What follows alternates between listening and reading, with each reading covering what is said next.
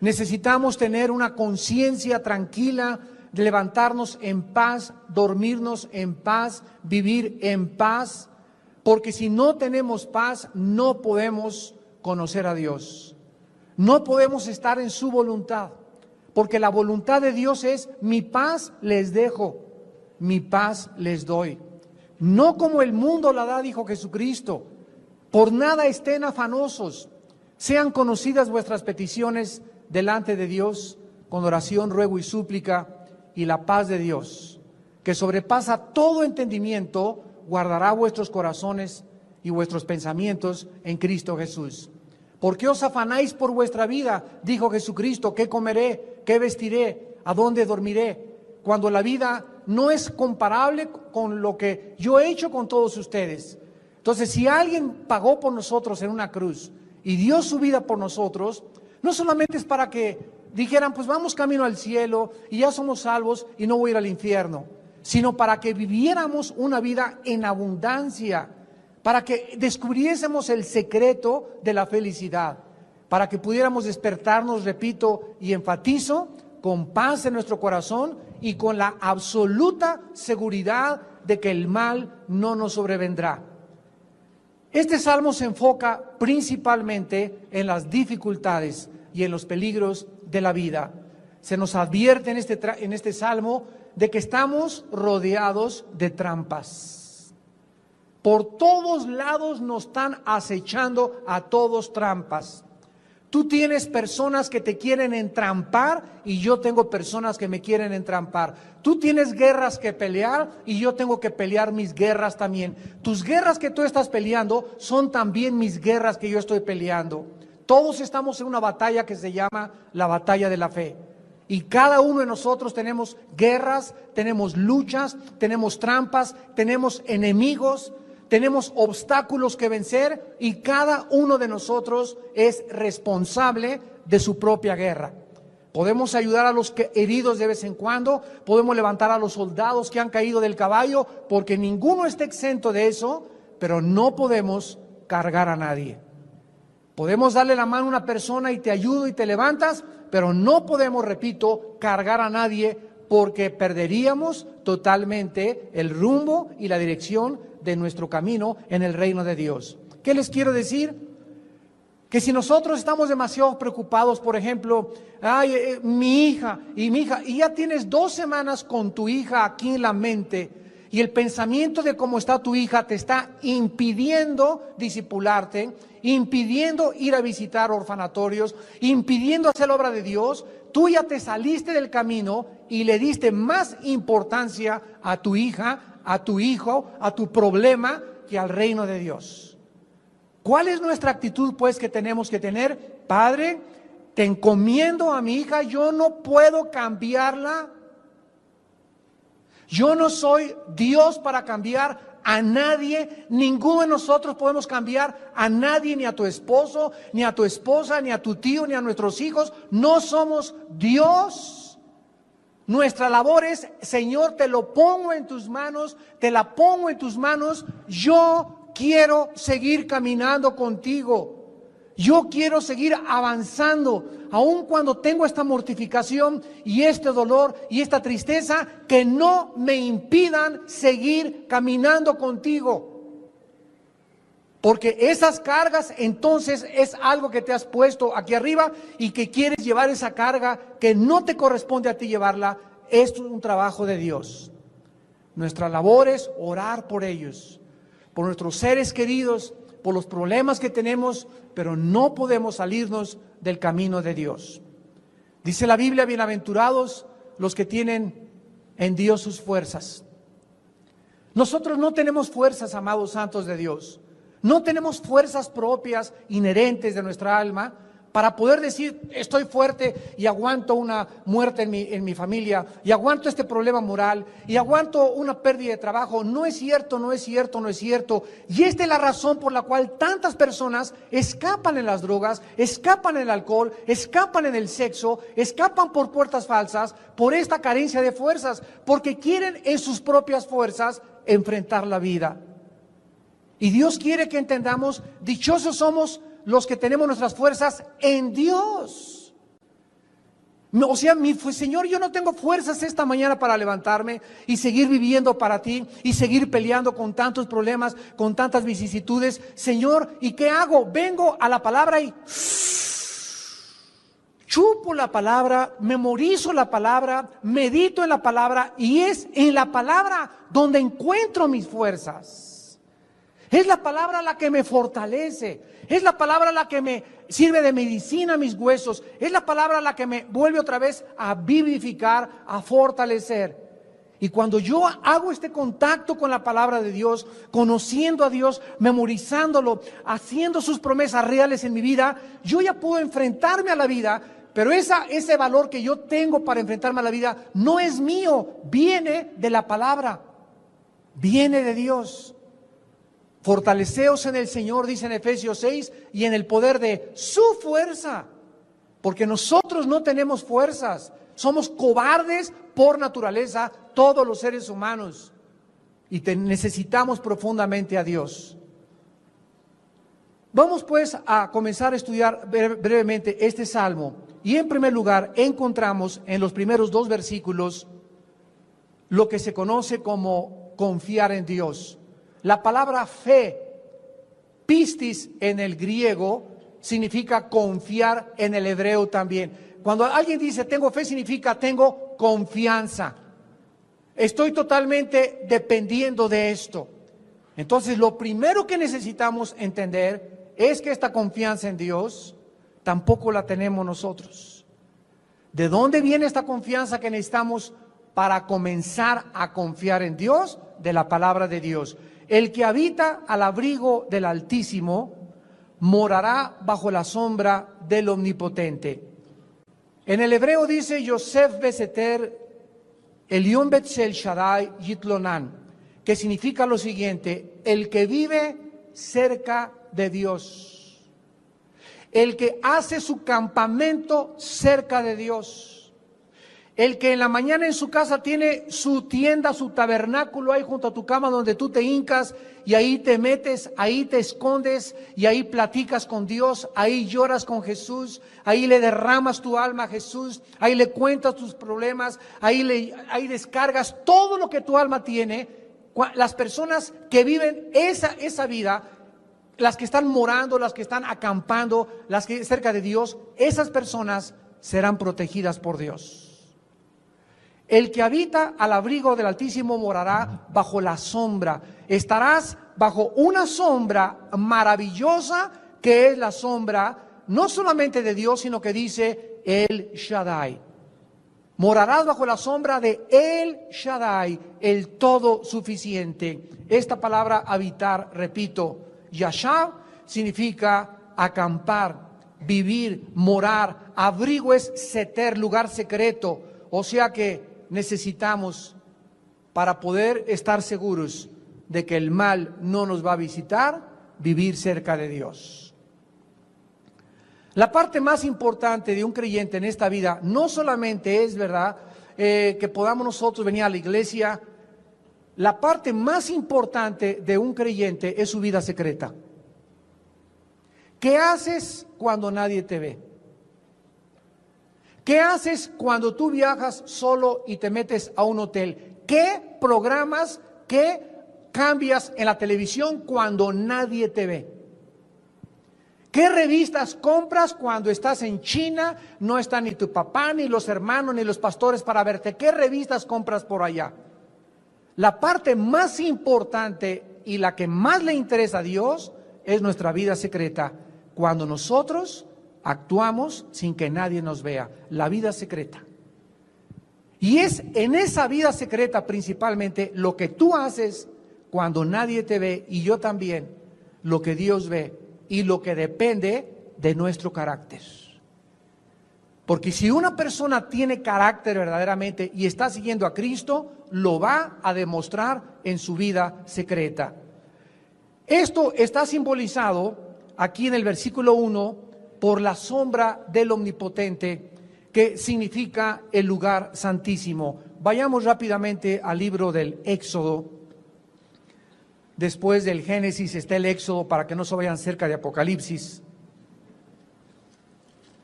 En el libro del Éxodo, capítulo 25,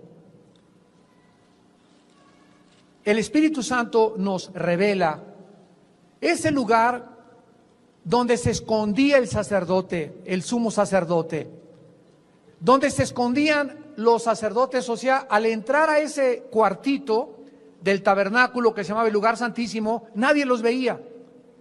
Y ahí en ese lugar secreto se encontraba Dios en el Antiguo Testamento. Pero esta revelación del Antiguo Testamento, de lo que era ese lugar y de lo que es para nosotros ahora nuestra vida secreta, nos revela precisamente en la forma en la que se construyó, en la que se edificó el secreto de la vida cristiana. Miren ustedes en Éxodo 25, versículo 18, dice la Biblia, Éxodo capítulo 25, versículo 18, harás 2 querubines de oro labrados a martillo en los extremos del propiciatorio. Harás un querubín en un extremo y un querubín en el otro extremo, y noten ustedes con lupa, con microscopio, si es posible, lo que dice la Biblia de una pieza con el propiciatorio. Aquí me detengo. La construcción del arca era una cajita, y arriba de la cajita había una tabla como esta que tengo yo aquí, pero con una cornisa alrededor de la orilla, y tenía labrado un querubín con las alas viendo hacia el centro del propiciatorio y otro querubín de este lado también. Y le dijo Dios a Moisés, cuando hagan el propiciatorio, los querubines tienen que estar pegados al propiciatorio, o sea, porque ponías un querubín y ponerlo aparte la pieza, no, tenía que ser de una sola pieza. ¿Qué significa esto? ¿Qué significan los querubines? Los querubines significan en la Biblia la santidad de Dios. Cuando Adán y Eva fueron expulsados del huerto del Edén, Dios puso a la entrada del huerto un querubín con una espada flameante encendida. ¿Y qué significa esto? Que ningún ser humano podría regresar a participar del árbol de la vida si antes no se cumplía la santidad de Dios. La santidad de Dios impedía que el hombre pecador regresara al huerto del Edén. Y la espada representaba en las manos del querubín la justicia divina de Dios. Entonces hay 2 cosas que te impiden a ti y a mí como pecadores acercarnos a Dios: su santidad y su justicia. Y esta santidad y esta justicia que tú no tienes ni que yo tengo tampoco, la tuvo Jesucristo. Y cuando Jesucristo entra a nuestra vida, nos da una santidad que no es nuestra, no es inherente a nosotros. Es el error gravísimo de la mayor parte de la gente. Ahí si a poco eres santo, inmediatamente asocian santo con bueno. Yo he preguntado a muchos cristianos, ¿eres santo? Y me contestan, no soy tan bueno, hermano. Porque creen que ser santo es ser bueno, y ser santo no significa ser bueno, significa ser diferente y separado o apartado para el servicio de Dios. Entonces somos santos no porque seamos buenos, sino porque la presencia de Dios está dentro de nosotros, y el mero hecho que su presencia habite dentro de nosotros nos hace ser diferentes. Déjenme explicarles esto físicamente. Cuando Moisés estaba en el desierto, vio un arbusto ardiendo y una voz que salió que le dijo, Moisés, quítate las sandalias porque estás pisando tierra santa. Bueno, ese arbusto estaba ardiendo sin consumirse. Esto es una contradicción a la ley física, porque el fuego, lo sabemos, consume cualquier rama, cualquier arbusto seco, sobre todo los que están en el desierto. Entonces, este fenómeno que hacía que el arbusto no se consumiera fue lo que hizo que Moisés atrajera su atención. Moisés era un hombre letrado, era un hombre inteligente, con doctorados, con ciencia, con arqueología, con lenguas. Todo lo educaron en Egipto como con 3 doctorados, PhD. Entonces Moisés era un hombre inteligente y dijo, no es posible que este arbusto no se queme. ¿Y qué es lo que hacía ese arbusto diferente en ese momento? Porque había 50 arbustos iguales alrededor. La única diferencia de este arbusto a los demás arbustos que había era que este arbusto tenía la presencia de Dios. ¿Era mejor este arbusto que los demás? No. La única diferencia era que no se consumía porque estaba la presencia de Dios en ese arbusto. Así somos nosotros como arbustos. No somos diferentes al mundo ni a los pecadores. Somos diferentes en el sentido que Él habita dentro de nosotros y jamás nos volveremos a consumir porque tenemos la vida eterna. Dentro de nosotros arde un fuego que nos va a mantener después de esta vida vivos todavía por toda la eternidad.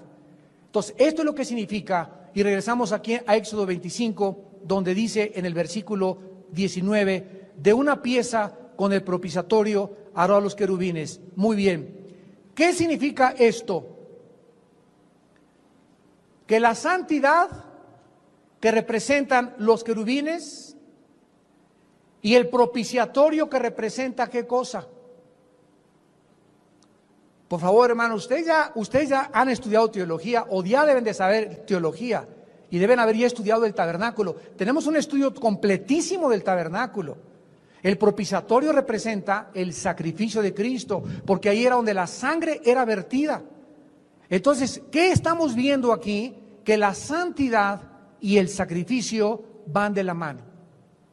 No podemos tener santidad sin que antes haya habido un sacrificio. Dios demanda primero, la paga del pecado es la muerte. El pecado tenía que pagarse y tú y yo no lo podías pagar, ni yo lo podía pagar. Cristo lo pagó en la cruz y como consecuencia hemos heredado nosotros ahora y nos ha sido infundida la santidad del Hijo de Dios. Regresamos al Salmo 91 y dice la Biblia que Dios es nuestro Shaddai, nuestra fortaleza, nuestro Altísimo, nuestro refugio y nos esconde para ayudarnos. Nos protege en las luchas de la vida. Nos cuida que no caigamos. Dice el Salmo 27:5, Él me esconderá en su tabernáculo en el día del mal. Me ocultará en lo reservado de su morada, sobre una roca me pondrá en alto. Dios es mi castillo, Dios es mi esperanza, Dios es mi fortaleza, en Él confiaré. No en el gobernador, no en el presidente, no en el partido político, no en mi amigo el diputado, no en mi amigo que tiene mucho dinero, no le tengo que andar haciendo la barba a esa persona para seguirla como perrito faldero para ver qué hueso me da en el gobierno o qué trabajo me da. Él es mi castillo, Él es mi esperanza, Él es mi fortaleza, en Él confiaré. Maldito el hombre que confía en el hombre. Cuando nos desenfocamos de nuestra confianza en Dios y la comenzamos a poner en los hombres, comenzamos a alejarnos de Dios y perdemos su protección. Porque para que seamos protegidos por Dios y guardados por Dios, tenemos que decir, como dijo David, diré yo a mi compadre. ¿Eso dijo David? Diré yo a mi mamá. Diré yo a Walter Mercado. Le diré a mi mamacita. Le diré al pastor, pastor, usted es mi esperanza. Hermano pastor, ayúdeme, no soy Dios. No somos dioses. Cuando vengas a mí y llores, ayúdeme, ya antes fuiste con Dios. Ya derramaste antes de venir al pastor tu alma ante Dios. El pastor te va a dar una luz, el pastor te va a ayudar, el pastor te va a decir, pero el pastor no te puede cambiar. El pastor no puede darte la paz, el pastor no puede darte la felicidad ni el perdón de tus pecados tampoco. No nos desenfoquemos jamás de quién es nuestro castillo, quién es nuestra esperanza, quién es nuestro Dios. Diré yo a Jehová, esperanza mía y castillo mío. Ay, señor gobernador, le pido que, ay, señor diputado, le pido, ay, señor jefe de la policía, ay, esto y el otro. ¿A quién le estás pidiendo? ¿A quién le estás rogando? ¿Ante quién te estás hincando? ¿Ante quién estás suplicando? ¿A los hombres? Cuando Cristo fue traído ante el procurador Pilato, Pilato le dice a Cristo, ¿qué no sabes que yo tengo autoridad? Yo tengo autoridad para soltarte o para crucificarte. Y le contesta a Jesucristo y le dice, tú no tendrías ninguna autoridad si no te fuere dada del cielo. Así que antes de que vengas con cualquier hombre, recuerda, no es ese hombre tu castillo, no es ese partido político el que nos va a salvar, no es ese gobernador el que nos va a salvar, no es esa personalidad, no es el cura, no es el papa, no es el pastor, es Dios. Y tú tienes que estar completamente asimilando estas verdades para que tu fortaleza, tu enfoque, tu visión, tu esperanza sea arriba, en algo que está fuera de este mundo, fuera de este cosmos, fuera de este planeta. Todo aquí es temporal. Todos los hombres son mentirosos, la mayoría son hipócritas, te traicionan, te desilusionan. Tú tienes que sacar tu mirada y mirar más arriba del cielo, de la tierra, para encontrar fuera de este cosmos a ese poderoso Dios que la Biblia le dice El Shaddai. Miren ustedes en el libro del Génesis, qué precioso ejemplo nos da Dios acerca de su omnipotencia. Dice Génesis 17, versículo 1, es la primera vez que aparece la palabra El Shaddai, cuando Dios le dice a Abraham. Era Abraham de 99 años, estaba chamaco todavía, cuando le apareció Jehová y le dijo, yo soy el Dios El Shaddai. Y se traduce en nuestras Biblias, todopoderoso. Anda delante de mí y sé perfecto. Esto era porque se encontraba Abraham en una situación muy difícil donde él no sabía ya en quién confiar. A los que les interesa ir más profundamente, apunten el significado literal de la palabra El Shaddai en hebreo. Significa el todo suficiente. Y escuchen esto, la palabra Shaddai en el hebreo es el pecho de una mujer. Los pechos de una mujer en el hebreo es Shaddai. Y cuando a un niño recién nacido la mujer lo trae a su pecho, en el pecho de la mujer Dios ha puesto un líquido que se llama la leche materna, que contiene todos los minerales, todas las vitaminas. No necesita el niño Gerber, no necesita jamón, no necesita carne, no necesita nada absolutamente durante los primeros 6 meses o 1 año de su vida, más que la leche de la mamá. Y esa leche de la mamá es insustituible. Dichosas las mamás que por el primer año de su vida han alimentado a sus hijos con su pecho. Porque esa leche, cuando el niño comience a crecer, le va a dar la protección a su sistema inmunológico contra cientos de enfermedades. Casi siempre los niños enfermizos, los niños endebles, son niños que no crecieron con la leche de la mamá. Porque me descompone mis pechos y quiero ser Miss México, hermano. Imagínense nada más qué barbaridad, ¿no? Sacrificar eso por tu hijo. Bueno, la cuestión es la siguiente, que así como el niño no necesita nada más que la leche de la mamá, así la palabra El Shaddai significa que si nos pegamos a Dios, y como hace el niño, y le chupa la leche a la mamá, si nos pegamos a la Biblia y le sacamos a la Biblia, no necesitamos nada más que la Biblia para crecer nuestros primeros años de nuestra vida cristiana. La Biblia contiene las vitaminas, los minerales, la fuerza, el poder que necesitamos, la provisión que necesitamos para vivir para Dios. En la Biblia encontramos todo lo suficiente porque Él es El Shaddai.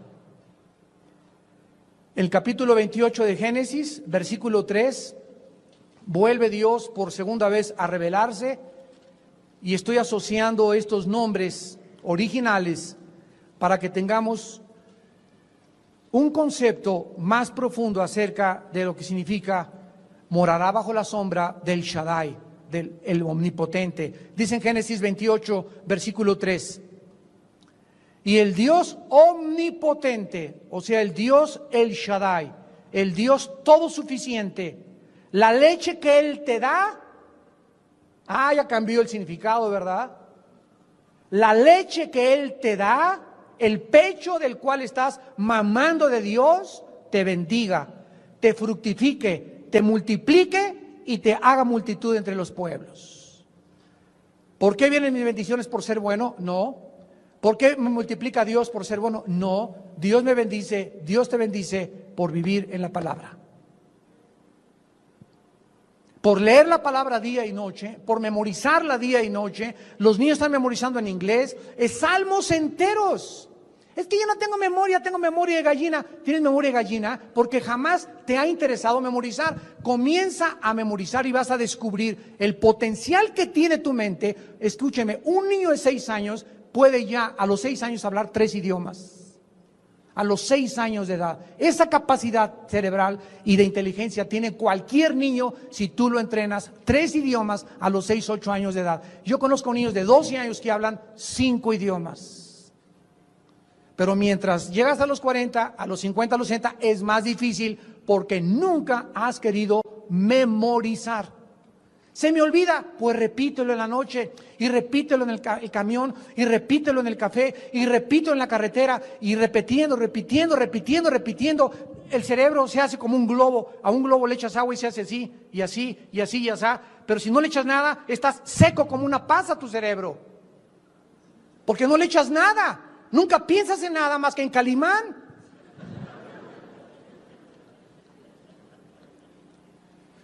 Rebelde. Viviana y Colorina. Este es el Dios, amados santos, que nos invita a acercarnos a Él. El todo suficiente. ¿Cuál es la razón por la cual nacimos? Ok, el trabajo es necesario para sobrevivir y una carrera, pero todo es secundario.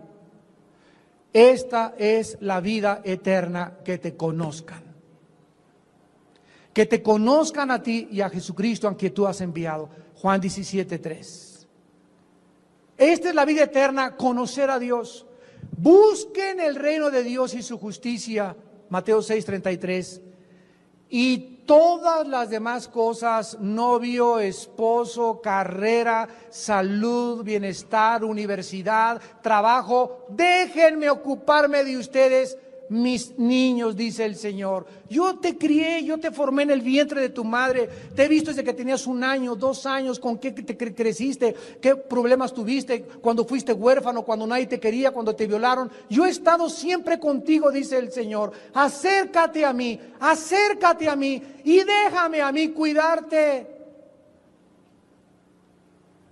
Déjame encargarme de tu vida. Fíate de Jehová de todo tu corazón y no te apoyes en tu propia prudencia. Reconócelo en todos tus caminos y Él enderezará tus veredas. Deleítate a sí mismo en Jehová y Él te concederá las peticiones de tu corazón. Medita día y noche en esta palabra de la ley y prosperarás en todo lo que hagas. Todo en la vida está relacionado con su palabra. Con el tiempo que la palabra forme de tu vida, con la parte que la Biblia forme tu vida, con cuánto tiempo la leas, con cuánto tiempo la memorices, con cuánto tiempo la medites, todo lo que me pase en la vida, toda la prosperidad que yo tenga, el dinero que yo tenga, la tranquilidad que yo tenga, la sabiduría que yo tenga, el bienestar, la paz, la fuerza, todo está relacionado con mi relación con la Biblia. Despréndete de este libro, sepárate de este libro, úsalo como muchos, cada 3 días lo abras y nunca verás ninguna promesa en la corta vida que Dios nos ha dado de Dios cumplirse en tu familia, en tu matrimonio o en tu persona. Porque nunca tomaste en serio lo que Dios te está diciendo. ¿Qué es la fe? Creer y confiar que Dios dice la verdad. Y a continuación, en el versículo 3 en adelante, comienza una lista de peligros que nos acechan a todos. Él te librará del lazo del cazador. El cazador es el diablo. Dice en Proverbios que el cazador anda buscando las almas para devorarlas. El cazador es esa persona que para obtener un venado, un oso, ¿qué hace el cazador? Un cazador se distingue porque pone trampas. Un cazador es experto en trampas. Él te librará del lazo o de la trampa, paj en el hebreo, que se tradujo lazo, de la trampa el cazador, de la peste destructora. Esas trampas, miren ustedes, jóvenes, la mayor parte de ustedes que no están casados, y los casados también, pero la mayor parte de ustedes que están casados y las jovencitas que no están, también que están solteras, ¿verdad? Quiero darles un consejo. Están llenas de trampas. ¿Qué significa? Dios va a mandar a tu vida chavos, escúchame, va a mandar a tu vida chavos para destruir tu misión en tu vida. Chavos que comiencen a pasarse la mano y acariciarte por todos lados. Chavos que acostúmbrense a que están besándote y besándote y besándote. Te van a mandar a tu vida chavos como una trampa para tu vida, para que arruines tu vida, para que te embaraces a los 15 años de edad, para que abortes tu misión en la vida, para que te desilusiones en la vida y para amolar tu vida. A los hombres Dios nos va a enviar mujeres y se le llama en el hebreo, en el Proverbios, la mujer extraña. Dios tiene para ti una muchacha santa, una muchacha linda, una muchacha que ama a Dios, una muchacha que no se ha dejado tocar por 4 o 5 pinacates rotos quintopatieros. Una muchacha que no a cualquiera le dice ya y le da su boca para besar. Esa es la mujer que Dios tiene para tu vida. Pero si tú no caminas con Dios y no vivas bajo la sombra del Omnipotente, no serás librado de esa trampa. Dicen Proverbios, serás librado de la mujer extraña, la que abandona al compañero de su juventud, la que lo halaga con sus labios. Y los hombres casados estamos llenos de trampas y de mujeres que te van a hacer así. Hola, hi. Y ahí están los hombres, ¿verdad? No, todavía las puedo, ¿verdad? En el espejo, ¿verdad? No, todavía estoy guapo, ¿verdad? Todavía. No, y si paso en el carro y veo una muchacha que dice que todavía la hago. Y comienza el diablo sabe que él tiene, para poder hacernos caer en la trampa, escúchame, tiene que atacar nuestro ego. Ataca el ego de las niñas, ataca el ego de los jóvenes, porque todos nos sentimos maravillosos cuando nos admiran, cuando nos ven, cuando nos aman. Es lo que buscamos todos, pero tenemos que ser amados por las personas que Dios nos manda, porque ese es el amor sufrido, que todo lo soporta, que no es indecoroso, es el amor de Dios. Pero si tú te crees que porque tu secretaria te echó los perros y porque aquella muchacha, etcétera, etcétera, es para destruir tu familia, destruir tu matrimonio, destruir tu carrera, destruir tu vida, destruir tu misión en la vida, todo aquello que no pueda venir de Dios es el lazo del cazador. Y hay una promesa aquí de Dios: yo te voy a librar de la mujer extraña. Dice en 2 de Pedro 2:9, sabe Dios librar de tentación a los piadosos, a los que viven cerca de su palabra, a los que habitan bajo la sombra del Omnipotente. Dice la Biblia, con sus plumas te cubrirá y debajo de sus alas estarás seguros. ¿Han visto ustedes un gallinero a los pollitos y a las gallinas? La gallina anda por todos lados. Y cuando se mete un zorro, cuando se mete algún animal depredador al gallinero, los pollitos corre, ¿y qué hacen? Y la gallina, ¡pum! Y debajo de las alas. Y ahí bajo las alas el pollito ya no tiene por qué dentro del pollito. No, al sentirse con las plumas que lo cubren de su mamá gallina, y el pollito está tranquilo, contento, ya sabe que no le puede tocar absolutamente nada. Y es lo que Dios nos está diciendo, ilustrándonos a la gallina y a sus pollitos: con sus alas te cubrirá. Cuando yo sienta que alguien me quiere hacer mal, cuando tú sientas que alguien está amenazando a tus hijos o a tu familia, corre, no al pastor, no al diputado, no al procurador, corre a la palabra a buscar a Dios. Y cuando Dios ve que tú vienes a Él y demuestras, al venir a Él, estás demostrando que tienes confianza en Él, porque si no vinieras a Él, no estarías confiando en Él, entonces Dios te va a proteger. Y aún a tus enemigos los va a hacer estar en paz contigo, y los que busquen tu vida la van a buscar contra Dios, porque Él es tu escudo y tu fortaleza. Un escudo es algo a lo cual una flecha llega antes de tocar mi corazón. Cuando dice Dios, yo soy tu escudo, significa, antes te toque, me tocan a mí. Imagínense ustedes, ¿quién no quiere vivir con esas promesas? ¿Quién no quiere vivir tranquilo de que, ay, voy a poner en mi casa una barda eléctrica súper, voy a andar con 5 guaruras, voy a traer esto? No, qué lindo en la vida es caminar tranquilo, Señor, tú eres mi fortaleza, mi castillo, mi esperanza, mi libertador, en ti confía mi alma. ¿Por qué? ¿Por qué tengo mi alma contigo? Porque el que nada debe, nada teme. Porque yo te amo, porque te busco, porque tengo mi vida limpia, mi conciencia delante de ti. No tengo por qué tener temor. Versículo 5, no temerás el terror nocturno, ni saeta que vuele del día. Hay personas que me están escuchando que no se acuestan sin un chocho. Hay cristianos, para todavía más, mucho más vergüenza, que no se van a dormir sin una pastilla, sin un Tafil, sin un Seconal, sin una Valium, sin un Prozac. Hay cristianos que ya son drogadictos de pastillas tranquilizantes. Espéreme, hermano, pero mi psiquiatra me lo recomendó 1 miligramo diario. Mira, como los psiquiatras y los psicólogos no pueden manejar a ninguna persona más que a través de tranquilizantes, es la única terapia a la que ocurren. No tienen nada para cambiarle una neurastenia, una psicosis, una manía depresiva, más que pastillas tranquilizantes.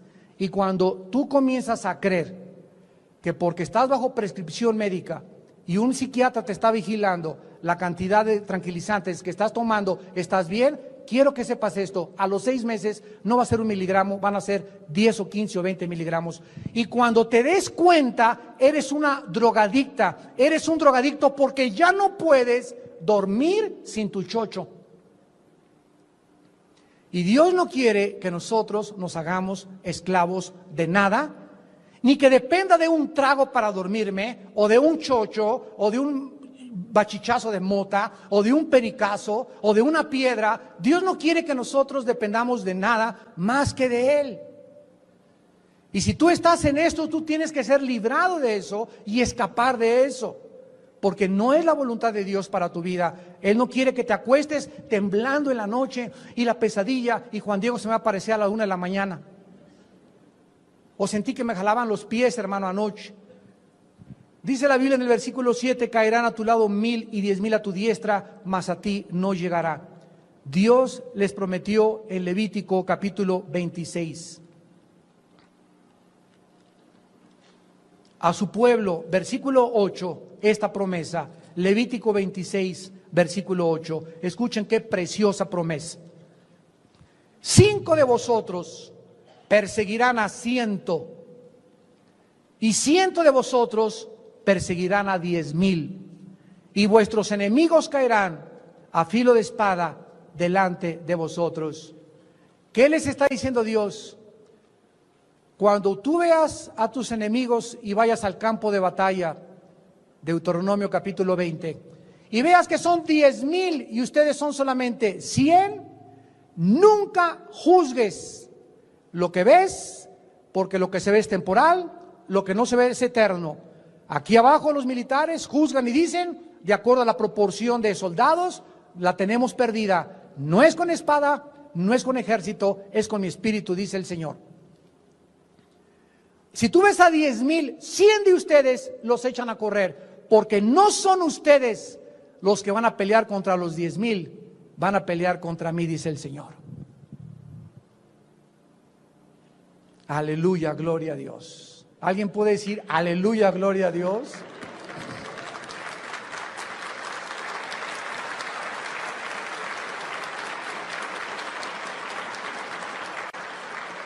Caerán a tu lado 1000 y 10,000 a tu diestra, mas a ti no te llegará. Así que ya no tenemos por qué contarnos como la minoría, porque la minoría con Dios es la mayoría. Ay, hermano, soy una viuda con 2 niños y no tengo para esto, y mi familia tiene mucho, o soy una persona que me estoy divorciando, mi marido tiene muchos abogados, me quitó todo el dinero, yo no tengo ni para pagar el abogado. Tú con Dios, mujer que me oyes, tú con Dios y tu marido con sus 50 abogados, eres más grande que todo el poder del infierno.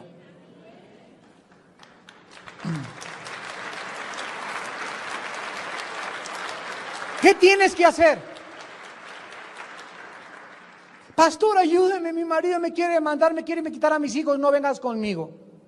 Ve conmigo para decirme, ya oré, ya lloré, estoy ya, no venga solamente, Padre, ayúdame, sino estoy meditando la palabra, leyéndole en la mañana, dándole la prioridad a mi palabra, pastor. En la noche me acuerdo, pastor, con mi palabra. Cuando Dios vea que tú haces eso, entonces ven a Dios y pide la ayuda, porque Dios no es el genio de una lámpara maravillosa, que cuando lo necesitamos, Señor, ayúdame, Señor, estoy en problemas, Señor, me caí en el pozo. Dios no es un Dios como un genio maravilloso que nos cumple nuestros caprichos. Él nos hace responder y aprendamos a nunca separarnos de Él. Y en penúltimo lugar, dice el versículo 9 en adelante, porque has puesto a Jehová, que es mi esperanza, al Altísimo por tu habitación. Por causa, te dice Dios en esta mañana, de que yo soy tu esperanza. Lo he visto, Paquita, Lupita, Carmelita. He visto Paco, he visto Jorge, he visto Roberto, que yo soy tu esperanza. Lo he visto porque diario te levantas en la mañana y me buscas. Te acuestas conmigo en tu corazón. Oyes la palabra en tu coche, meditas la palabra, te involucras en la iglesia, eres fiel con tus diezmos. Porque tú has hecho eso y me has puesto a mí por tu habitación, no te sobrevendrá mal, ni plaga tocará tu morada. Quiero decirte que si hay alacranes en tu casa, yo los voy a sacar. Si se meten ratas a tu casa, yo me voy a encargar de ellas. Si hay alguien que quiere entrar a robar tu casa, yo voy a mandar a mis ángeles a que te cuiden y te protejan. Lo vamos a ver más adelante cómo los instrumentos de Dios son los ángeles. Hace muchos años, Billy Graham contaba en uno de sus libros que unos misioneros en el África fueron encerrados por una tribu que lo rodearon, eran como 4 misioneros, 2 parejas, y esta compañía de salvajes los rodeó, y iban a incendiar, a quemar los vivos dentro del cuarto donde se encontraban ellos, y de repente comenzaron a orar ellos, estos misioneros, entre los 4, Padre, tú eres nuestra protección, plaga no nos sobrevendrá. Comenzaron a repetir el Salmo 91 y a confesarlo, desde luego que vivían en la palabra, y de repente vieron que los salvajes se echaban a correr y se fueron. Y pasaron 3 años y el jefe de esa tribu se convierte a Jesucristo. Y uno de los misioneros le pregunta y le dice, oye, ustedes hace 3 años nos querían matar y asesinar. ¿Qué pasó en esa noche cuando se echaron a correr todos? Y el jefe de la tribu le contestó y le dijo, vimos unas figuras arriba del techo como de 2-3 metros brillando con espadas encendidas. Dios usó a los ángeles y los vieron los salvajes, así como también los animales muchas veces ven a los ángeles y los distinguen más que nosotros, para que ellos pudieran ser protegidos por Dios. Dice en el versículo 11, a sus ángeles mandará acerca de ti que te guarden en todos tus caminos. Yo hace poco, ¿verdad? Uno de mis últimos viajes, acaba de cruzar la caseta de Toluca y venía en un carro y un camión así, lo vi como por detrás se me vino así y con la cola me iba a pegar para aventarme así a un vado grandísimo donde quién sabe qué me hubiera pasado. Pero así lo vi el camión. Yo venía como 80, 90 tranquilo. Vi el ataque del enemigo inmediatamente y me di cuenta en ese momento, Señor, le dije, Señor, por favor, protégeme. No sé qué cosa pasó, pero se hizo la caja del camión así para adelante, se fue para la derecha y así por milímetros no me aventó el camión a la barranca. Si tú en tu vida tienes accidentes continuos y me dices, hermano, en el último año he tenido 4 accidentes, no tienes la protección de Dios. Ahora, esto no quiere decir que los cristianos nunca vamos a tener accidentes, nunca nos vamos a morir en un tsunami, nunca nos vamos a morir en un terremoto. Vayamos a Hebreos capítulo 11 para que tengamos un balance de estas cosas. No significa eso, pero sí significa que si tienes un accidente y tú estabas caminando con el Señor, ese accidente no va a ser un mal para ti, Dios lo va a convertir en algo bueno para tu vida. Si te moriste en un terremoto era porque Dios te quería llevar ya a casa antes de tiempo, no necesariamente porque eras pecador. Miren en Hebreos 11, dice este relato de la galería de los héroes de la fe, de todos aquellos que por la fe hicieron grandes cosas. Dice el versículo 32, ¿y qué más digo? Me faltaría el tiempo contando a Gedeón, Barak, Sansón, David. Por fe conquistaron reinos, versículo 33, versículo 34, apagaron fuegos impetuosos, sacaron fuerzas de debilidad, se hicieron fuertes en batallas, las mujeres recibieron sus muertos mediante resurrección, más otros. Aquí hay otra categoría de cristianos. No a todos nos salva Dios. No a todos los protege Dios de morir antes de tiempo. Otros fueron atormentados. Dios, cuando vio a Esteban, Hechos capítulo 7, que se hincaba y comenzaban los fariseos a agarrar piedras y aventárselas, él pudo haber puesto un ángel para que las piedras no le pegaran a Esteban, un muchacho de 20, 21 años de edad. Dios no salvó a Esteban. Hermano, ¿no me está usted diciendo que no habrá un mal que me sobrevendrá a mi vida? Es que esa muerte a pedradas, recompensa más grande, porque dichosos los que mueren como mártires. Pero a otros sí salvó Dios. Cuando Cristo estaba colgado en la cruz, cualquiera podría decir, ¿qué acaso Dios no ama a su Hijo? ¿Por qué no le quitó los clavos? ¿Por qué lo entregó en manos de pecadores? Porque era no malo para Dios. Ahí se encontraba la sabiduría y nuestra salvación.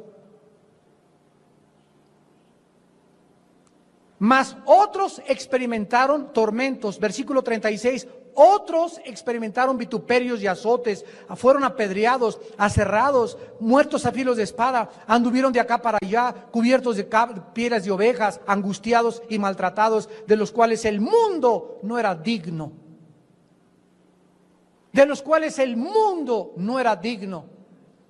Estos pobres cristianitos, esta pobre señora religiosa, esta pobre, no somos dignos para el mundo, pero no vivimos para el mundo, vivimos para Dios. Regresamos al Salmo 91 y entendemos entonces claramente lo que Dios nos quiere decir. Sobre el león y el áspid pisarás, versículo 13, y hollarás al cachorro del león y al dragón. ¿Qué significa esto? Estaremos arriba de las maldiciones. En lugar de que las maldiciones estén arriba de mí y me persigan y me siga el mal, me sigan los accidentes, me sigan las enfermedades, me sigan los asaltos, me sigan los robos, me siga a donde quiera que voy, nadie me da trabajo, todo me vale en la vida. En lugar de que el mal esté detrás de mí como una maldición, yo estaré arriba del mal. Seré cabeza y no seré cola.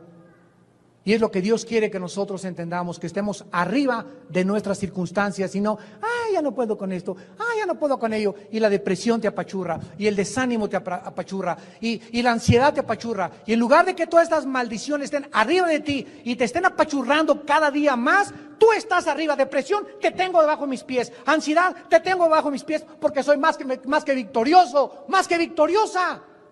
Porque el Señor está conmigo y el abrigo del Altísimo me cubrirá.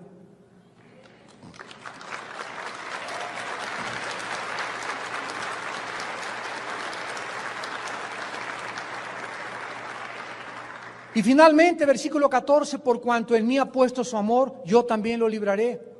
Esta palabra amor no es la palabra común en el hebreo para amor, sino que esta palabra significa aferrarse,